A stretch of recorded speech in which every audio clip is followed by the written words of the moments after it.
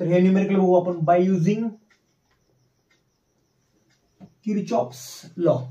Kirchhoff's law कुठलाही वापरू शकतो बाय युझिंग केव्हीएल और केसीएल, बट केसीएल वापरा. केसीएल नी चुकण्याचा चान्स हा 0% आहे बाय युझिंग केसीएल. हे न्यूमेरिकल बघून घ्या. काय विचारले, using Kirchhoff's law find current through 6 ohm resistance. कुठे 6 ओहम? इथं. म्हणजे इथोरला करंट मेजर करायचा आपल्याला, इथला करंट. चला फर्स्ट स्टेप मगाशी सांगितलं. किती नोड आहेत सर? याला 2 नोड आहेत. कुठे कुठे?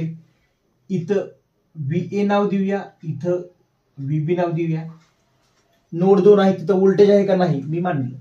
सेकंड, करंटची डिरेक्शन दिलेली आहे का? नाही दिलेली. समजा ही दिलेली कन्सिडर करा, दिलेली. चला जिथं दिलंय तिथं काही करायचं नाही, नाही दिले तिथं काय करायचं? करंट मानायचा. समजा हा I1 असेल, हा I2, हा I3. चला इथं काय बघूया, हा I4 आणि हा I5. काय केला? करंट मी मानला. काही इथपर्यंत प्रॉब्लेम नसेल मला वाटतं. व्होल्टेज होतं का? नव्हतं, मी मानलं. करंट आहे का?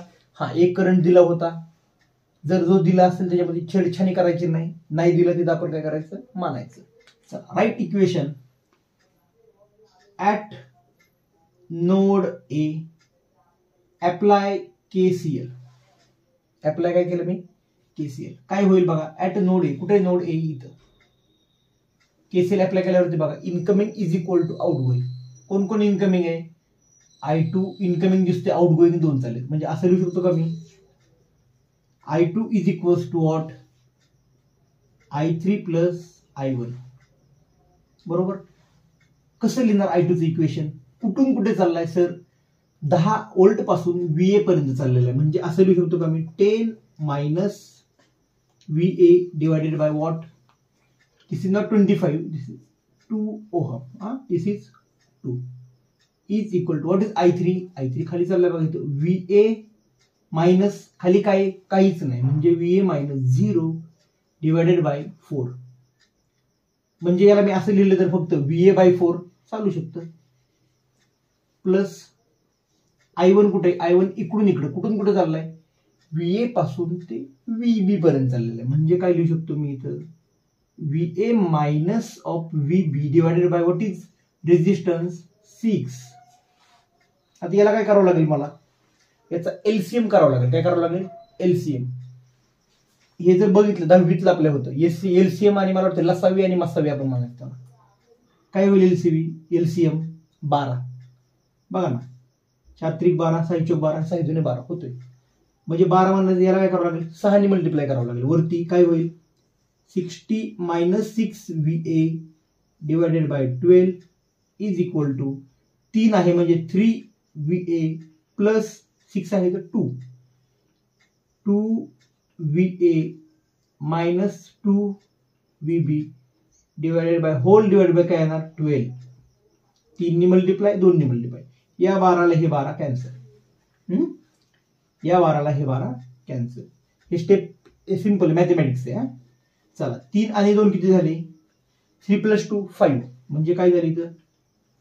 5 VA मायनस 2 VB. इथं काय 6. हे मायनस 6 जर इकडे गेलं तर प्लस 6. म्हणजे काय होईल? 11 VA minus 2 VB is equal to 60. याला नीट लिहून घ्या. काय कर लिहून घ्या? कसं? 6 VA minus 2 VB is equal to 60. This is equation number 1.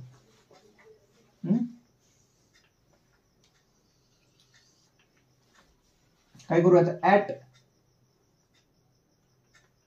Node B. At node B applying KCL. कुठे नोड बी? इथे. कोण कोण इनकमिंग आहे बघा? 2 दिसत. I1 plus I5. I1 plus I5 incoming is equal to outgoing. Outgoing कोण आहे? I4. काय इनकमिंग कोण आहे? I1. कसं लिहिणार इक्वेशन? सिंपल आहे सर.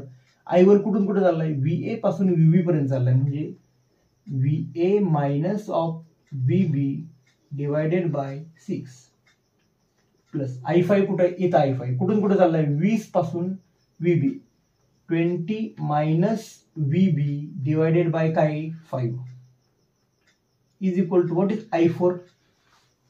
VB पासून कुठे चाललाय काहीच नाहीये, म्हणजे असं लिहू शकतो का मी VB मायनस 0 डिवायडेड बाय 10. संपला विषय.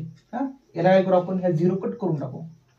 काय एलसीएम येईल, 30 एलसीएम येईल. 30 6 पंचे 30 आणि 3 10 30. याला काय करावं लागेल, 5VA मायनस 5VB अपॉन काय झालं 6 पंचे 30 प्लस 6 मल्टिप्लाय करावं लागेल बरोबर. याला 5 ने केला तर याला 6 ने म्हणजे काय होईल 120 वजा 6VB, याला होल काय होईल हे 30 होईल इज इक्वल्स टू काय 3VB अपॉन 30. ह्या 30 ला हे 30 cancel.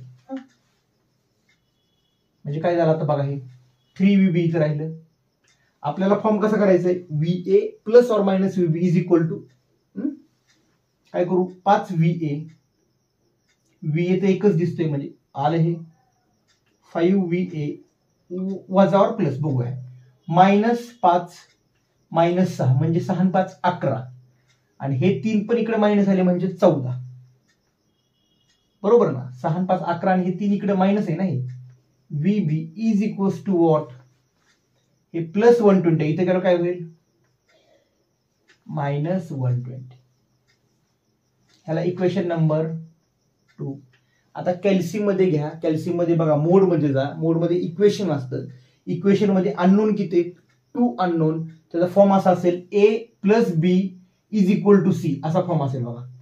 A plus B is equal to C, कारण हे A हे B आणि हे C. हा फॉर्म सिलेक्ट केल्यावरती तुम्हाला मॅट्रिक्स होईल. मॅट्रिक्स 2x2 म्हणजे 2 मॅट्रिक्स येईल. त्याच्यामध्ये पहिला विचारेल व्हॉट इज VA VB किंवा ABC.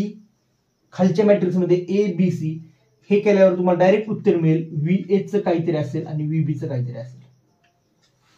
काय उत्तर सॉल्व केलं VA अँड VB डायरेक्ट उत्तर द्यायचं. हे जर उत्तर आल्यावरती पेज पण हे जर उत्तर आलं ना डायरेक्ट VA आणि VB डायरेक्ट तुम्हाला काढता येईल. कसं काढायचं बघतो.